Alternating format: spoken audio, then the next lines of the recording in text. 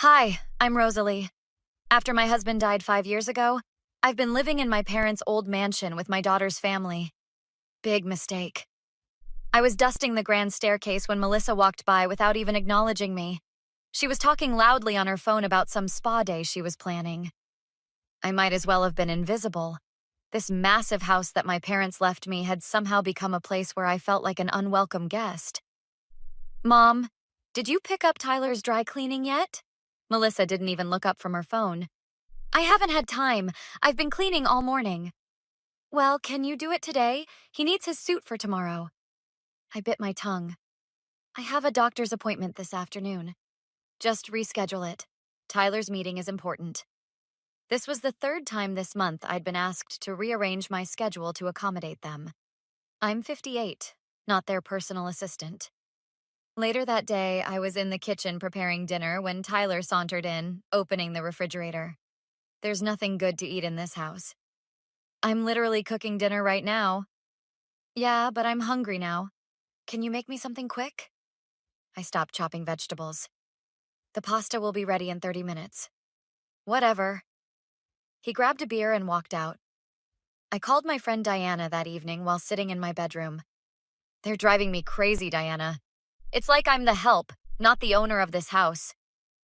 You need to set some boundaries, Rosalie. It's your house. I know, but it's Melissa's childhood home too. I wanted Lucas to grow up here like she did. Speaking of Lucas, my 10-year-old grandson was the only bright spot. He knocked on my door and peeked in. Grandma, can you help me with my science project? Of course, sweetie. Come in. At least someone appreciated me. As we worked on his volcano, I heard Melissa and Tyler laughing downstairs, probably making more plans using my money.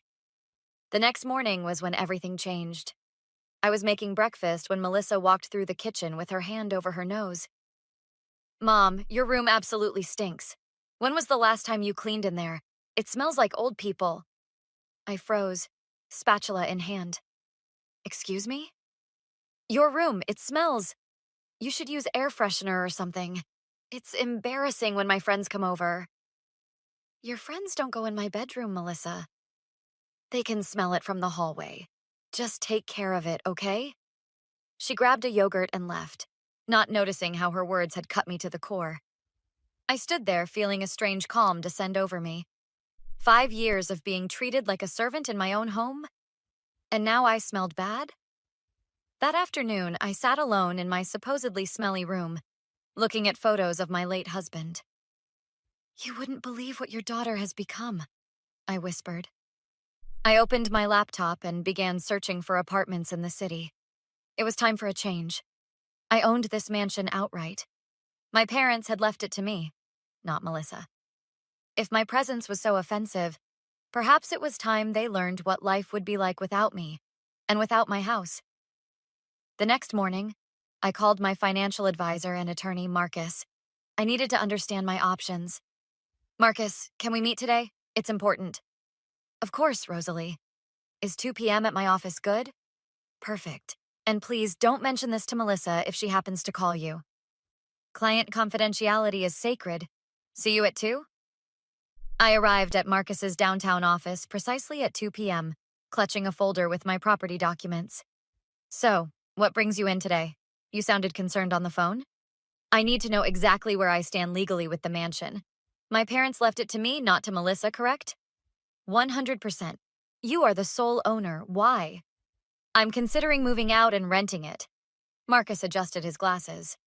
Any particular reason? Let's just say I'm tired of being treated like the help instead of the homeowner. Well, legally speaking, you can do whatever you want with that property. You don't need anyone's permission, including Melissa's. Even if she and her family have been living there for years, they have no tenancy rights if they haven't been paying rent with a formal agreement. They're essentially guests in your home. I felt a weight lift off my shoulders. What about renting it out? That's completely within your rights. I can recommend a few property management companies if you'd like. After meeting with Marcus, I called Diana and asked her to meet me at a cafe. You look different today, Diana said as she sat down. I'm finally taking your advice. I'm moving out of the mansion. Wait, what? Where will you go? I've been looking at apartments online. There's a nice building downtown with a doorman and everything. But that's your house, Rosalie. Why should you leave? Because I'm going to rent it out for $15,000 a month to someone who will actually appreciate it. Diana's eyes widened. Holy shit! What about Melissa and Tyler? They'll have to find their own place, won't they? They've been living rent-free for 5 years while treating me like garbage. What about Lucas? That's the hard part, but I'll make sure he knows he can visit anytime. I'm proud of you, but Melissa is going to lose her mind. Let her. I'm done being a doormat. The next day, I went to see a beautiful 2-bedroom apartment with floor-to-ceiling windows overlooking the city park. It was perfect. I'll take it, I told the rental agent. When can I move in? We can have it ready by next week. Just need the first and last month's rent plus security deposit. I wrote the check on the spot. After securing the apartment, I contacted Elite Property Management. A sleek woman named Jennifer came to tour the mansion. This is absolutely stunning, Rosalie. We have several clients who would pay premium for a property with this history and character. How soon could you find someone? With the current market, days, not weeks. True to her word, Jennifer called 2 days later. I have a family, the Harringtons, who just relocated from London for business. They're willing to pay $18,000 monthly, and they want to move in as soon as possible.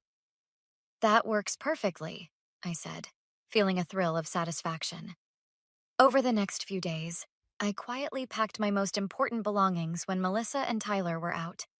I filled my car trunk with boxes and drove them to my new apartment, making multiple trips. One afternoon, Lucas caught me wrapping a photo in bubble wrap. What are you doing, Grandma? Just organizing some things, sweetheart. Are you going somewhere? We'll talk about it soon, okay? It's a grown-up thing. He looked concerned, but nodded.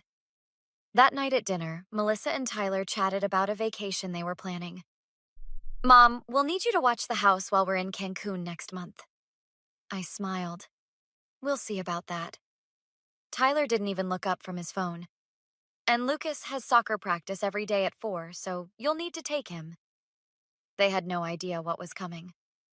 The day before the Harringtons were scheduled to move in, I gathered everyone in the living room. Melissa looked annoyed at having her evening interrupted. What's this about, Mom? Tyler and I were about to start our show. I have something important to tell you all. I'm moving out tomorrow. Tyler barely glanced up from his phone. Where are you going? To Diana's for the weekend? No, I've rented an apartment downtown, permanently. That got their attention. Melissa's eyes widened. What are you talking about? This is your home. Yes, it is. And I've decided to rent it out. The new tenants move in tomorrow afternoon. The silence that followed was deafening. Tyler was the first to recover. This is some kind of joke, right? No joke. The Harrington family has signed a lease for $18,000 a month. Melissa jumped to her feet. You can't do that! We live here!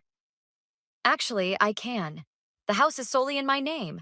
You've been living here rent-free for 5 years. But this is our home too. You can't just throw us out. I've given you less notice than you deserve, I admit. But after that comment about my room smelling, I realized how little respect you have for me. Tyler finally put his phone down. This is ridiculous. Where are we supposed to go? That's for you to figure out.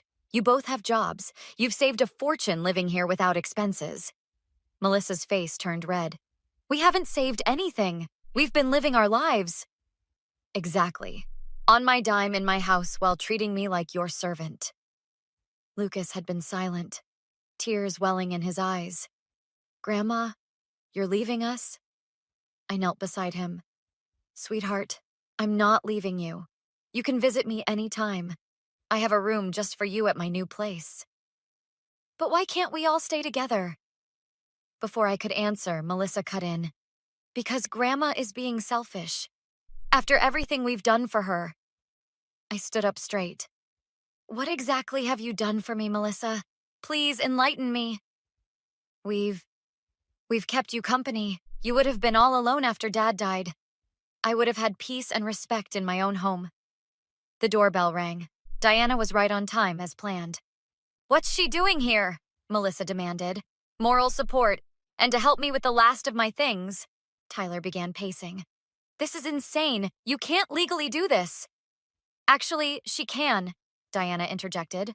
"I assume you don't have a lease?" "Why would we have a lease? She's my mother."